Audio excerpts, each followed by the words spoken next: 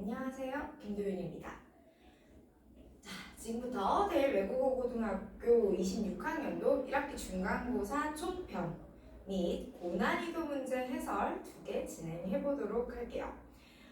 일단 시험 보느라 너무 고생하셨고, 제가 오늘 아침에 학교를 가서 이렇게 우리 친구들 시험지도 받고 시험 봤던 아이들 응원도 해줄 겸 얼굴을 보러 갔는데 저희 아이들은 아닌데 눈가가 좀 촉촉해져서 나오는 친구들이 여럿 보였어요. 1학년 1학기 수학 시험은 항상 그런 감정이 듭니다. 와, 내가 뭘 한 거지? 이런 생각이 들 텐데, 등급이 나와 보기 전에는, 학교 전체 점수 분포를 보기 전에는 저희가 이게 어떤 결과다, 내가 잘했다 못했다를 함부로 판단할 수가 없기 때문에, 일단 지금 현재 여러분이 해야 할 일은 나는 현재 내 실력에서 어떤 공부를 해왔고 그래서 받을 수 있는 최선의 점수를 받은 것이 맞는지 체크를 해보시고, 기말고사에서는 어떤 전략으로 실력을 올려서 실력적인 부분의 향상을 볼 것이고, 그리고 시험을 볼 때 어떤 전략으로 가성비 있게 점수를 뽑아낼 건지 둘 다 생각해내는 투트랙이 필요합니다. 일단 이번 시험이 어떻게 나왔는지를 먼저 좀 봐야 되는데, 통상 설명회를 진행을 하게 되면 제가 이렇게 예쁘게 프레젠테이션을 준비해 놓고 여러분과 어머님들께 설명을 할 텐데, 오늘은 시험 당일이기도 하고요. 약간은 좀 더 나이브하게 우리 편안한 마음으로 정말 수업하는 것처럼 제가 학생들을 앞에 두고 설명을 하는 것처럼 이랬어 저랬어 이런 이야기를 좀 해보려고 하고요. 꼭 제 수업을 듣지 않더라도 대일외고 친구들 이번 시험이 어땠는지 궁금하다면 한번 같이 보시면 좋을 것 같아요. 일단은 2026학년도 중간고사 총평을 시작할 텐데, 제일 중요한 게 이번 시험의 첫 번째 특이점, 부교재가 많아도, 부교재 문제량이 많아도 너무 많았다. 보통의 경우 부교재가 한 권 정도였거든요. 그런데 이번에는 무려 더 개념은 작년에도 썼던 문제집이죠. 더 개념 블랙라벨에 얹어서 무려 자이스토리가 들어갔었다. 자이스토리는 단원별로 100에서 150문항 정도를 보유하고 있는 책이기 때문에 전체 6단원까지 단원 6개를 학습하고자 하면 문제 개수가 거의 700, 800개에 육박을 해요. 그리고 더 개념 블랙라벨에 있는 문제만 추려도 한 400문제 정도 추려졌던 것 같습니다. 그래서 총 학습해야 할 전체 문제 개수는 1000문제를 훨씬 더 상회했습니다. 그러니 이번 시험에서 선배들이 하던 대로 부교재만 봐라는 전략이 너무 힘들었어요. 그런데 대신에 학교에서 뭘 줬냐면 단원별로 적게는 6문제, 많게는 15문제 가량 존재하는 프린트 핸드아웃이 나왔고, 이 핸드아웃에서 보통 문제가 6개 정도씩 있었던 것 같아요. 제가 세보지는 않았는데 한 100문제 미만이었습니다. 그리고 실제로 이번 시험은 여기 이 핸드아웃에 있는 문제가 거의 대부분 출제가 됐었기 때문에 부교재를 다 보겠다는 전략보다는 내가 프린트 위주로 박살내버리겠다 라는 전략이 좀 더 유효했던 시험이라고 보시면 돼요. 제가 지금 저희 영상과 함께 이번 설명에 참석해주신 어머님들께 그리고 우리 친구들께 이 출처 목록이라던가 변화된 부분에 대해서 분석된 분석집을 같이 드릴 건데, 이 분석집에 보시면 이 프린트 문제 위주로 나왔구나. 사실 우리 친구들은 시험 보면서도 와, 다 프린트네 이런 생각이 들었을 것 같아요. 그래서 실제로는 부교재가 너무 많아서 공부하는데 되게 힘들었지만 시험 임박해서 프린트를 좀 더 명확히 학습할 수 있었다면 충분히 점수 가져가 볼 만했다. 두 번째, 좀 재밌는 게 그 어려운 나머지 정리가 거의 대부분 뒤쪽 서술형단에서 많이 나왔고 서답형이 5문제가 나오는 바람에 그리고 조금 다 계산 실수가 혹은 생각 실수? 약간 놓치는 부분이 있는 그런 문제들이 서답에 조금 있었기 때문에 아마 실수가 나서 서답을 통으로 날려버리는 경우도 있지 않았었나 라는 생각이 들어요. 자, 제가 지금부터 1번부터 서답형 5번까지 문제에 대해서 한번 평을 해볼 텐데 제가 이런 말을 할 거야. 알파 변형이라는 말을 할 거고요. 알파 변형,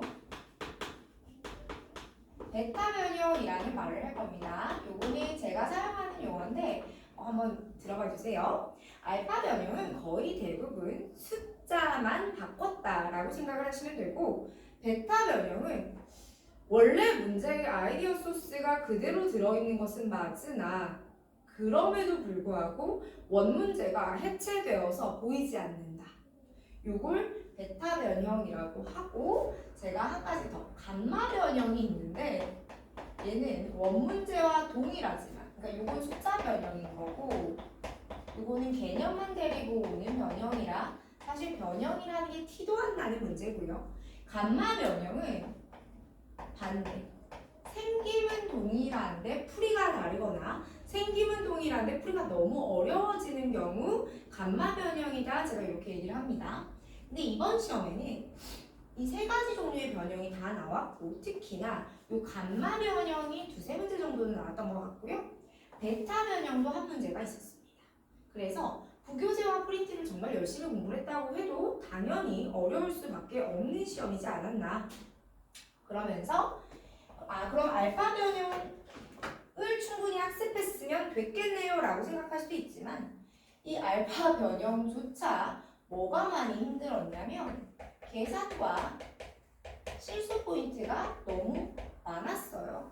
그래서 사실 이 베타 변형과 감마 변형의 대부분 문제는 12번, 13번 이후로 포진하고 있는데 우리 친구들은 1번부터 12번, 13번까지 문제를 풀면서도 이 계산이 들어가는 좀 빡빡한 이 알파 변형 문제들 때문에 숨이 좀 턱턱 막히는 경험을 했을 겁니다. 자, 한번 문제 번호별로 볼게요. 문항을 번호별로 한번 분석을 해보면 자, 첫 번째 장 1번부터 4번 여기 너무너무 날먹으로 넘어가줘야 돼요. 자, 시험을 시작하고 시계가 똑딱똑딱 갑니다. 자, 근데 우리 어떻게 하냐면 시험 이렇게 보다가 이렇게 넘겨야 돼요. 바로 이렇게 멋있게 탕탕탕탕 쩌라라. 그런데 어떤 게 발생하냐면 1번까지 넘어갔는데 2번은 당연히 나올 줄 알았던 다항식의 연산 문제지만 살짝 계산 들어가야 돼. 뭐 제곱해야 돼. 그래 괜찮아. 내가 이 정도는 해볼 법해. 근데 3번에 갔더니 어떤 상황이 펼쳐지냐면 문제가 상수항을 물어봐요. 근데 문자에 x도 있고 y도 있었단 말이죠. 근데 문제가 시작 부분에 뭐라고 적어놨냐면 x에 대한 다항식이라는 말을 했는데 다시 말하면 y는 숫자로 보겠다. 얘는 상수항에 속한다. 라고 생각을 해야 되는데 에이 우리 마음이 그렇지가 않죠. 배울 때 다 알았는데 마음이 살짝 흔들려요. 그래서 이상하다. 이 상수항 그냥 숫자인데 나와 있는데 얼마지? 7인데 왜 갑자기 마이너스 3이 됐지? 하고 당황 한번 합니다.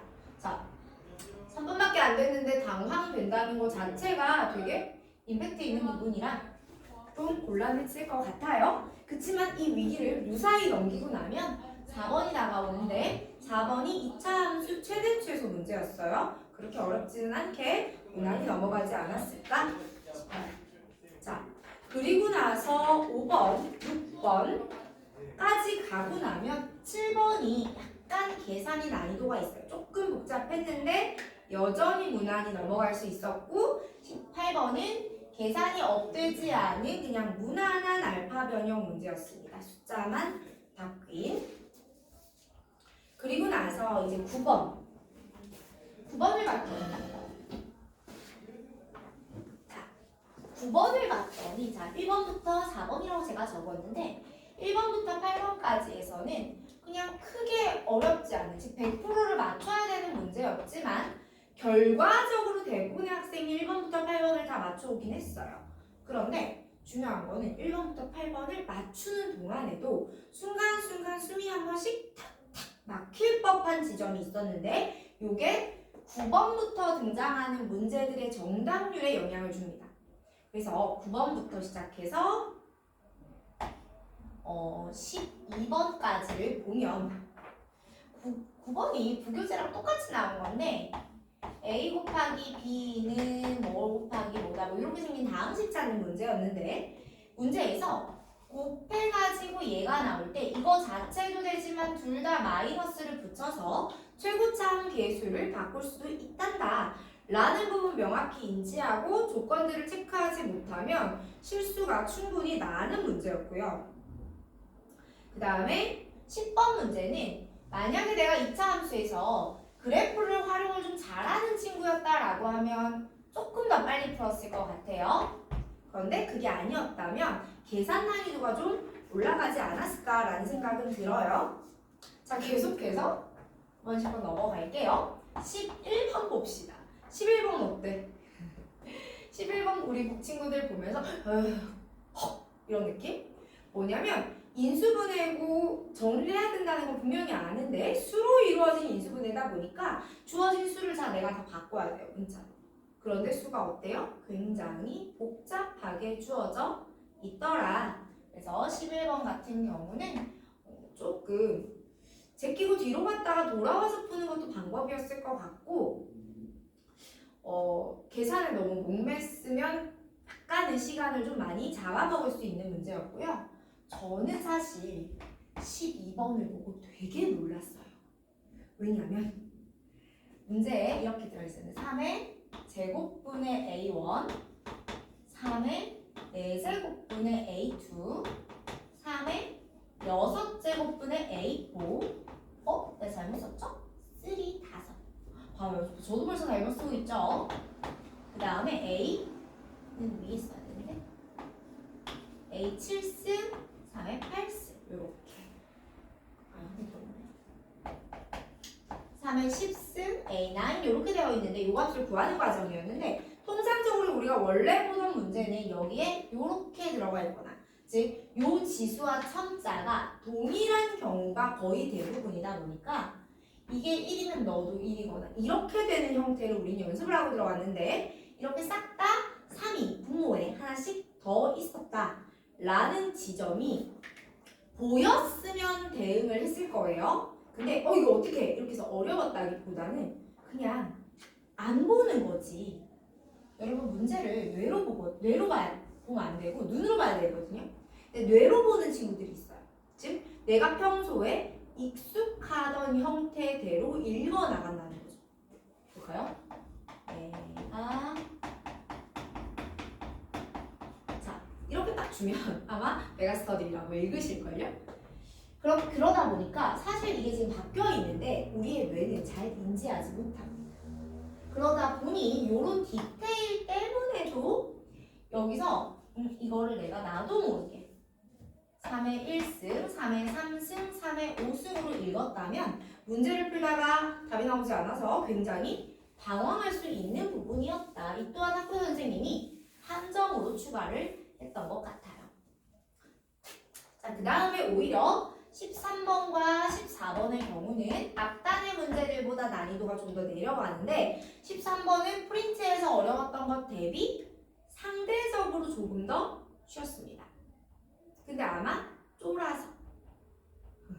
쫄아가지고 못 풀지 않았을까? 아니면 쫄아서 넘기고 빨리 단답으로 갔던 친구들도 있었을 것 같은데 이거 무사히 맞춰온 친구들 너무 잘했고 대신에 여기서 자연수 개수였기 때문에 개수 구하다가 미스 날 수 있었어요. 요거까지 꼼꼼히 잘했다면 내가 대일외고 방식으로 공부를 잘하고 들어갔구나 생각하셔도 될 것 같아요. 14번은 굉장히 쉬웠습니다. 되게 쉬운 문제인데 14번이라서 높은 친구들도 분명히 있었을 겁니다. 뭐야 이거 이렇게. 자 그리고 남은 이제 15번과 16번이 제가 얘기하는 베타 변형, 감마 변형에 해당하는 친구인데 이제 15번 같은 경우는 뭐가 들어갔냐면 조건에 15번하고 16번은 제가 해설을 한번 해볼 건데요. 15번 같은 경우는 조건에 a 곱하기 b가 음수고 a 더하기 b가 양수다, 0 이상이다 라는 조건이 들어갔고, 이걸 해석할 적에 어떤 식으로 해석하는지에 대한 이해가 없다 하면 조금 틀릴 가능성이 생겨요. 그래서 그거는 일단 문제 해설하면서 한 번 더 보여드리도록 하고, 16번도 마찬가지. 거기 그림 이거 우리 프린트에 있었던 그림이기 때문에 우리 친구들 아마 무한 번 연습하고 들어갔을 거예요. 이렇게 해서 아이가 쫙쫙 그려가지고 수선 내려서 피타고라스 이거 엄청 하고 들어갔는데, 이거 보고 자신감 있게 문제 풀어 빡 들어갔는데 나머지가 안 풀리는 경험 했을 겁니다. 그래서 제가 감마 변형 생김새만 똑같았다. 자, 그럼 객관식 총평을 하면요, 조금 시간이 없고 숨이 찰 수 있어요. 계산에서 팍팍 걸리기 때문에. 그럼에도 불구하고 내가 공부를 프린트 위주로 꼼꼼히 잘 하고 들어갔다면 1번부터 8번, 9번부터 12번, 13번, 14번까지를 다 풀거나 한두 개 정도 미스날 수 있는 수준까지는 도달한 상태로 들어갔었으면 좋았을 것 같아요.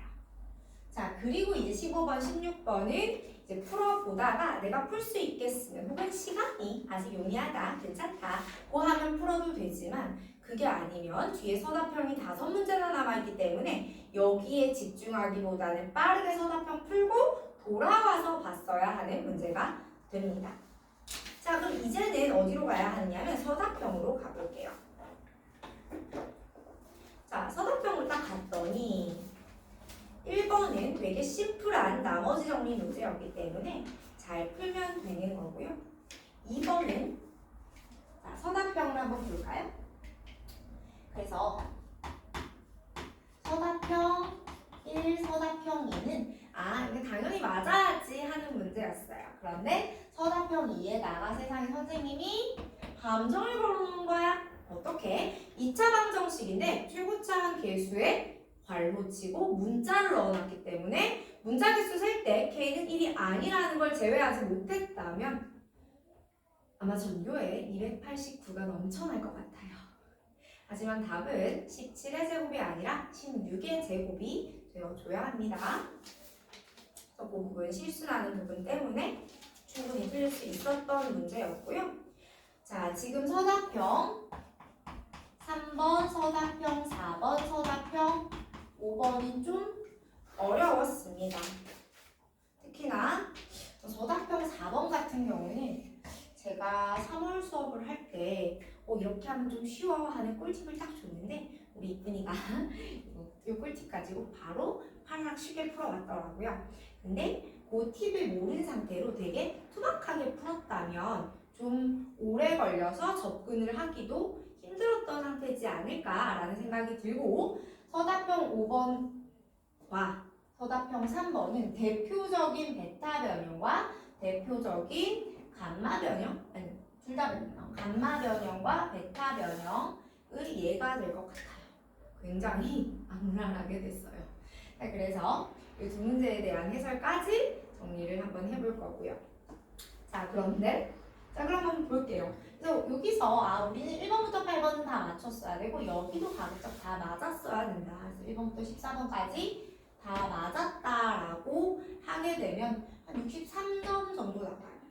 그리고 서답형 1, 2번을 실수하지 않고 다 맞았다라고 하게 되면 서답형 1, 2번은 다 맞으면 몇 점이죠? 3점. 8.5점이 나옵니다. 그래서 이렇게 합치면 71점 정도가 되기 때문에 71점 얼마예요? 이것도 뒤에 소점 있어요. 그래서 71에서 72 정도가 되는데 요 점수대를 기준으로 아마 친구들이 좀 나뉘지 않을까라는 생각이 들고, 특히나 15번과 16번 답이 흔히 찍는 3번, 4번 번호로 나오지 않아서 찍맛 친구들도 거의 없었을 것 같아요. 그래서 요 두 개, 그리고 서답형의 3번, 4번, 5번 5개에서 내가 그래도 2개 이상은 좀 맞춰갔어야 된다. 그러면 1등급을 노려볼 수 있지 않았을까 정도로 생각을 하고요. 이번 시험 70점대 혹은 60점대 밑으로 받은 친구들도 이렇게까지 시험 난이도가 좀 높았다면 내가 지금부터 열심히 해서 기말고사 바짝 해낸다면 충분히 역전도 한번 노려볼 수 있지 않을까? 라는 생각할 수 있을 것 같습니다. 평균은 아마 40점대 후반 정도를 예상을 하고요. 다시 말하면 3등급 커트라인은 40점대 초반이나 그 아래에서 형성될 수도 있기 때문에 아래까지는 글쎄요. 자, 어쨌든 40점대까지 40점대 중후반을 내가 받았다면 그래도 3은 나오지 않을까? 정도로 생각해줘도 될 것 같고요. 자, 우리 지금 관건이 되는 점수 50에서 65점 사이, 55에서 65점 사이 친구들이 있죠? 내가 이 점수대라고 하면 정말 지금부터 어떻게 하느냐에 따라서 2등급에 안착할 수 있느냐, 3등급으로 떨어지느냐를 결정하는 점수대인 것 같아요. 그리고 심지어 우리 기말고사 전범이죠. 지금부터 정신 잘 차리고 명확한 학습 방향 잡지 않으면 힘들 수 있다. 이런 이야기 드립니다. 자, 저와 함께하는 학습 방향과 수업 방향에 대한 부분은 자료집과 5월 8일 설명을 참고해 주시면 될 것 같아요. 일단 제가 오늘 26학년도 대일외국고등학교 1학기 중간고사 총평은 여기서 마치고요. 제가 아까 풀어드리겠다라고 했던 몇 문제 풀고 영상 뒷단에 붙여 놓을게요. 감사합니다.